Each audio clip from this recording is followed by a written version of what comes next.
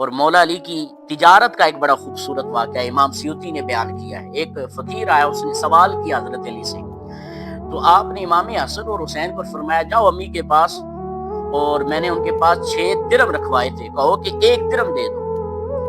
امام حسن اور حسین واپس آ کے فرمایا امی جان تو کہہ رہی ہیں آپ نے وہ آٹے کے لیے رکھوائے تھے۔ سیدہ پاک کے گھر کا نظام سیدہ پاک چلاتی تھی، اس لیے فرمایا۔ تو فرمایا مولا علی نے بڑا خوبصورت جملہ فرمایا کہ بندہ اپنے ایمان میں اس وقت تک سچا نہیں ہوتا کہ جب تک اسے اپنی چیز سے زیادہ اس بات پر یقین نہ ہو جو اللہ نے اس کے لیے رکھی ہے۔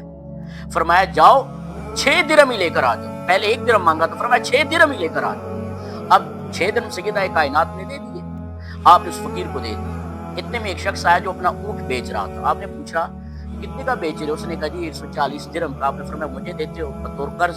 اس نے کہا یا علی آپ لے لے۔ آپ نے اس نے دے دیا، آپ نے لے لیا۔ چند لمحوں کے بعد ایک اور شخص آیا، اس نے کہا یہ اونٹ کس کا ہے؟ مولا علی نے فرمایا میرا ہے۔ کہا جی علی بیچو گے؟ فرمایا بیچ دوں گا۔ کہا کتنے کا؟ کہا 200 درم کا۔ 200 درم کا۔ اس نے 200 درم دے دیا۔ اب 140 درم بطور قرض جو اونٹ لیا تھا اس کو دے دیے، اور باقی 60 جو درم تھے وہ حضرت سیدہ کائنات کی گود میں لا کے رکھ دیے۔